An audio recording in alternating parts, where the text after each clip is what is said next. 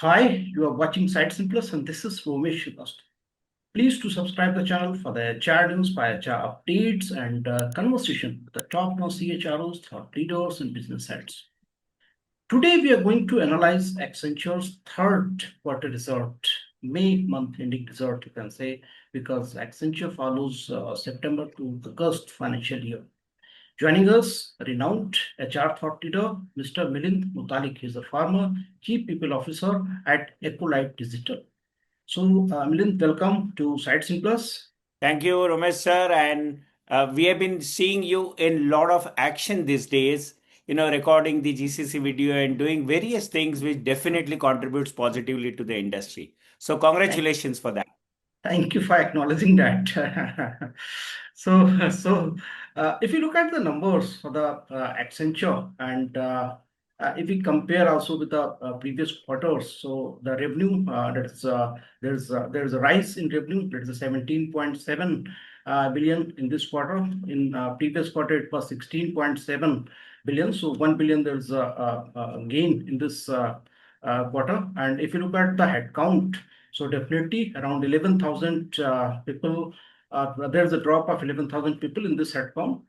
Currently, it is 7,90,000 people.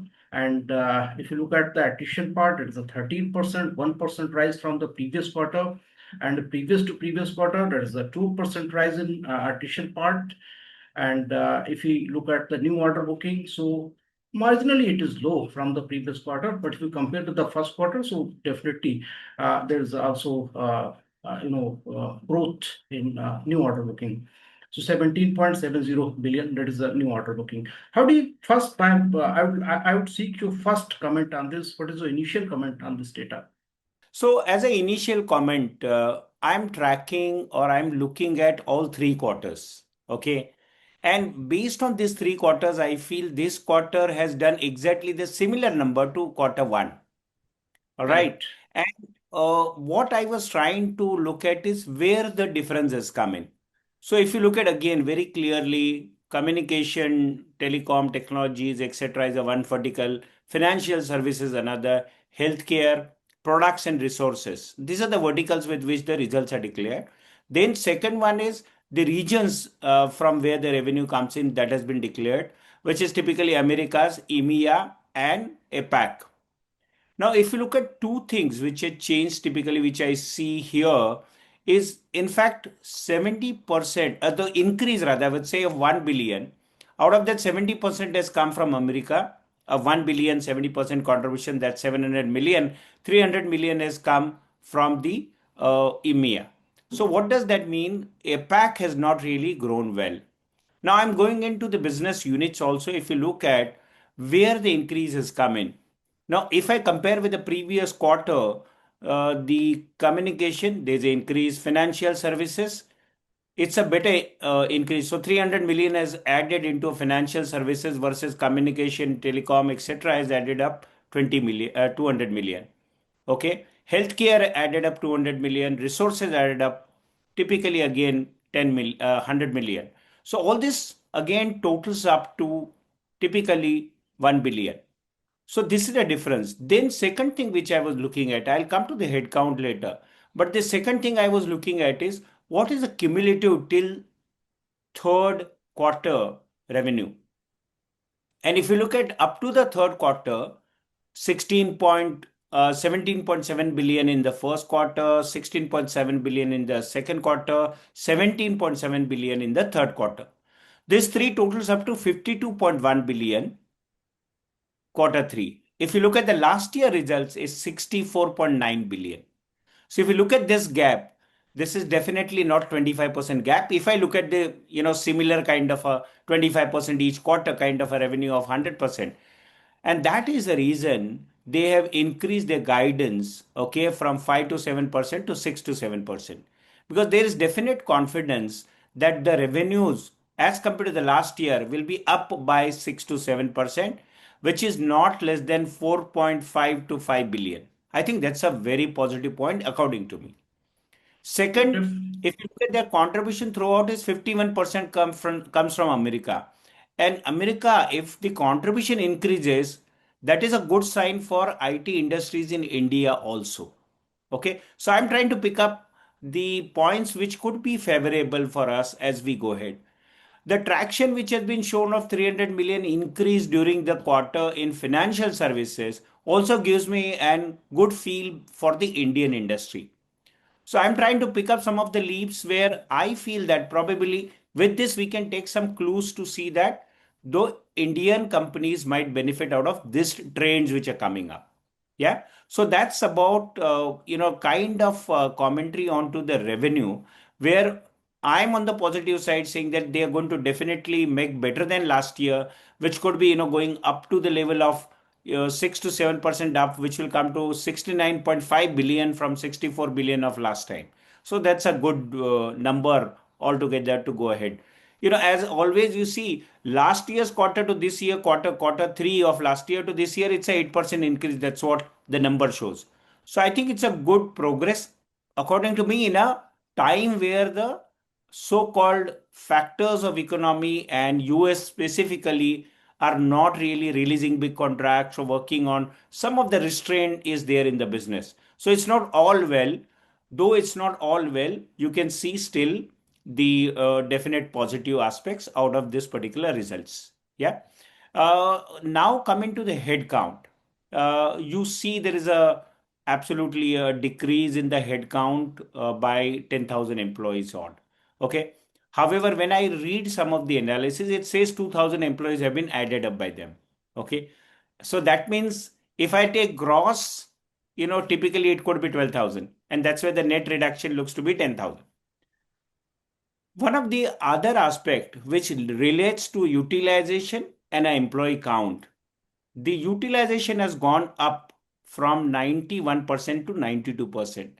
Now 1% up means if I look at 92% people are productive and billable, then I would say out of the 8 lakh 1,000 or average, I would say between, headcount at the beginning of the quarter and end of the quarter, then the average number comes to how many people are 1%. That is 7,370 people are or resources which are being billed. What does that mean? That has given advantage to them. Okay. So reduction of manpower did not impact directly to the revenue is something which I would like to point out. The second thing, according to me, I was reading some of the news even earlier. 2023 Accenture made a plan to identify and work on something like 19,000 resources who could be decoupled or who could be so-called laid off with a package, obviously. They have made a severance provision also of 1.2 billion at that point of time. Later on, we didn't hear is because there were many other things which are going on. Probably they have worked on that particular aspect in a part way. And majorly the people who are being relieved looks like not directly a productive resources, but could be a support and other areas where probably the AI and other aspects have come in, but it did not impact the revenue is something which I would like to make a statement rather. Another important aspect I would like to draw on to is even if the attrition has gone up from 13% to 16%, okay, it is reflecting because of the number reduction and all, but that also has not impacted the productivity or the top line. All right, it doesn't matter. And another impact or news which you are able to see is there are going to be a promotions. 50,000 promotions have been, kind of promised, out of which or other declared rather, and they will be done, wherein there are going to be employees out of India, various other, geographies will be given a promotion. Something like 15,000 in India, 11,000 across Europe, West Africa 10,000, and America is about 10,000, etc. So look at these numbers. So for me, some of the internal corrections, some of the productivity measures, it is actually during this particular period, if they are growing by 6 to 7%, it's a good sign for Indian ITs companies also to learn the lesson and work on it. Definitely. So I would say very brilliant comment on the headcount part and the overall analysis of the data. If we look at other numbers, so consulting business, that is also, there's a growth in the consulting business. That is a $9.01 billion right now. Managed services, I think that is remained same almost, but $8.72 billion. But consulting, they are growing in consulting business right now. As you rightly pointed out, that America is the star performer in this business, then Asia Pacific is the least performer. But there is also growth in business from the America and also the business from Asia Pacific, though the Asia Pacific has been the least performer, but there is also growth in business. So on headcount, you already identified that this may be the part of their talent strategy. There's good utilization rate that is around 91 to 92%. So there is nothing to nothing to worry about this, and the reduction of 10,000, 11,000 number, that is not any shocking news. If they are having 8 lakh employees, around 8 lakh employees, so 10,000 here and there doesn't matter much. If we look at the another important aspect now, because the campus hiring is also going to start with this July onward, so July to November, somehow it remains on a peak for the campus hiring. Based on this data, how do you see the Accenture may have the freshers from the colleges? In my opinion, Accenture probably would defer the campus hiring. They won't go for a campus hiring because if they are working on some initiatives, see two, three pointers. Again, I was reading a data.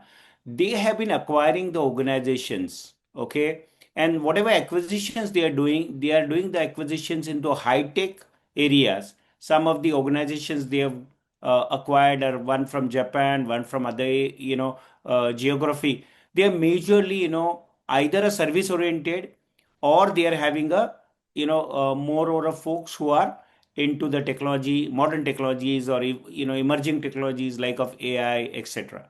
Okay, so now unless and until you get the trained manpower there, you are not able to deliver, and that being a reason, to my own feeling, it will be negligible hiring as far as the Accenture goes from the India campus.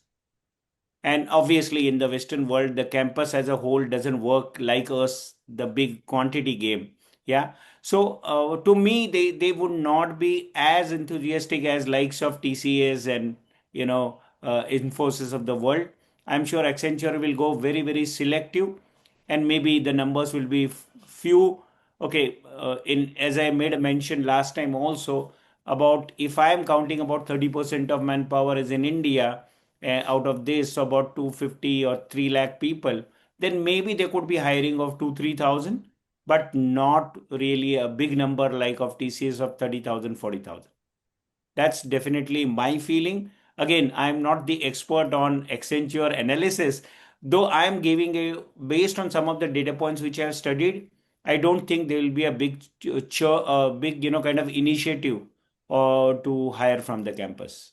So overall, the campus hiring may be deferred by the Accenture, or that could be very few number of people they can select from the campus hiring. Yes, This is the one. yes. Now we are coming to the lateral hiring. If you see the GenAI, their order booking, so there is a rise in the numbers. So in the first quarter, it was $1.2 billion. In second quarter, I think $1.4 billion. And now in this quarter, third quarter, they have what reported that is a 2.5. $1.5 billion. So that is a rise in GenAI projects. How do you see Absolutely. its implication in the lateral hiring? See, one very important thing is any technology when you're implementing initially, and that being a reason, one more point which you have said earlier, I can link it to that. The consulting business is growing.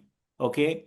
And why the consulting business is growing is because there's going to be, probably a more of consulting required, and later on there's going to be a managed services implementation required. So, and what you need for consulting also, if I'm talking about AI or others, you need more experienced resources.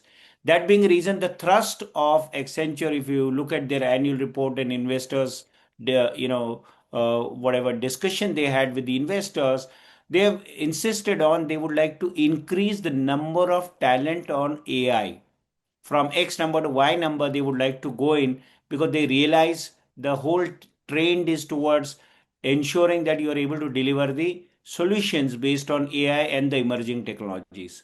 And that being the reason, again, I'm saying when you go for a lateral hiring, it's going to be again pick and choose based on the emerging technology knowledges and others. And I see that the plan as a talent strategy, they would already have a plan in place because there was there was an acquisition done of a AI firm, more than one. The cybersecurity firm acquisition was done by them, and that being the reason, there would be a talent strategy in place. However, rightly said, as per the business need, because again, when you were connecting linear number of employees to the revenue, that's something which has been defied here. And like example, the increase of number of employees used to increase the IT services revenue, which is not being seen here. And that being a reason, however, when you're going to increase your overall revenue by something like 5 billion, you're going to definitely need more people.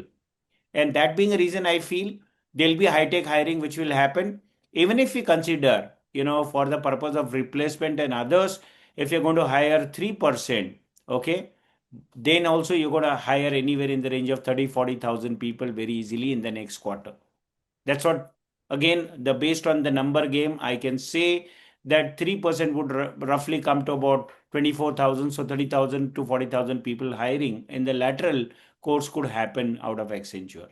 And when again 30, 40, when we say maybe 40, 30 to 40% of people would be hired out of India. So 10, 15,000 would come from here, even up to 50% would come out of India, and rest of them may be at different locations. So as the numbers are also talking about the generative AI projects, I think every IT company, they are trying to upskill their people on the generative AI. So as a HR professional, how do you see the companies may take the talent strategy for the upskilling and skilling their manpower? See, I was, AI, Gen AI, agentic AI is everywhere. These days, there's definitely a lot of, talk about it. There's a lot of action about it. A lot of research shows that it has gone from the perspective of only talking to adapting and implementing phases already started at various organizations. Now, one is something where upskilling in AI, big data, analytics, cybersecurity is a top agenda of every organization. And it has to be, because that's going to be the next, kind of a plan for every organization for the growth. So it's a growth lever, a growth driver, which would be your emerging technologies, your growth driver. So that's the first point. But second, at the same time, you also need a people who are expert into the domain. Okay. So example, if you're going to work typically with a logistic industry, and when it comes to a projects being given to you, they are looking at some of the aspects like solutioning.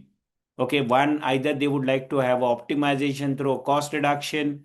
They would like to have a much, accelerated processes based on either your solutioning or you finding out the problems which are there in their whole of a process, or they would like to look at third part, how you can grow their revenue. Now, for organizations, that's the end goal. How do you achieve it? Using AI, using analytics. But at the same time, as I say, if I'm looking at the logistic company and I want to give AI analytics solution, then I need to also understand bit of the business. So I think combination of these two is something which is going to be required. They used to always say earlier in coding, I can do coding for anybody. Probably I don't have to understand the business. When it comes to AI, analytics, big data, little bit of understanding of domain and a business is going to be one of the need, is my thought. Yeah. Yeah, great analysis again. And if I can add a little more data on this Accenture's activities. So recently, the Accenture has also announced the salary hike between 3 to 13%. And as you rightly mentioned, that 50,000 people they are promoting globally, 50,000. So this is also a indication that industry somehow it is doing good now, because this salary hike is after 2.5 years. So this is the one part. And how do you see, because Accenture's result also, indicate something about the IT industry, how the performance of IT industry in India is going on, or how do you anticipate the result of IT industry, which are about to come for the first quarter? How do you see? See, one very important thing, last quarter itself, when the financial got closed, many of the IT companies have given a very cautious kind of a path or projection, saying that we don't know how it's going to turn out and others. However, from the results of Accenture, I feel that as we have been doing that, top six, seven companies analysis, I find that again and again 55% of our dependence is on US for the revenue, 27-20 or between 25 and 27% coming out of Europe. So these two would make the difference. And second, about 30 odd percent, 30 plus 32, 33% dependence on BFSI. So if I'm seeing over here a traction in US business that is going up, and if I'm seeing traction in the Europe business going up, EMEA business going up for Accenture, also in the similar way, if I'm seeing there's an increase in BFSI even by few points, I think that's a positive sign for Indian organization, especially when you talk about TCS, Wipro, HCL. Though Tech Mahindra doesn't depend much on BFSI, they are more into telecom. However, these three, okay, are definitely going to, and even Mindtree, LTI Mindtree would also be having a definite positive aspect with the BFSI traction on the positive side. So for me, again, I'm saying though there is a hiring freeze, we don't see much of a movement when it comes to hiring. Though again, I would say the campus hiring is going on and with the caution, and there are direct, I would rather say the plans to see that how do you really make them more productive and faster. Both institutions as well as the organizations are conscious that we want to make them more productive and more in a lesser time. How do we make that happen is something which is being under the discussions or one of the major agenda which has been driven through that. So perspective for me, unless and until again there is a big you know uh, change or big shock, I see the positive mode, not very optimistic mode in the sense you won't go up by big one, but you would definitely have a positive traction like Accenture showed that from 5 to 7 they are going to 6 to 7, means they are definitely confident that they'll be between 6 and 7, and 5 billion for them. Okay, for me, even if we are able to add up together, all these companies together make somewhere in the range of 77 billion. Okay, even if they are able to add up 2 or 3%, it'll be a wonderful thing for us. We'll able to have definitely 2-3 billion adding up into the overall all companies results. So for me, I'm looking at it optimistically and I look at it positively. And there's a lot of learning out of what Accenture has done. I think following that would definitely help the Indian IT companies to increase their productivity. And this is a wonderful example of reduction of 10,000 and increase in utilization and increase in revenue. So definitely the growth guidance from 4 to 6% to 6 to 7% definitely shows the confidence. And if you look at the Indian IT companies, so as you rightly said, the business from the US is increasing, BFSI is doing good. So because of these factors, even the Asia Pacific regions, they are also doing good business now. So we can expect the better results. Maybe we will stay cautious, but we can see the better results than fourth quarter. So thank you so Definitely. much, Mirinji, for joining us and sharing your wonderful thought. Thank you so much. Thank you. Bye bye.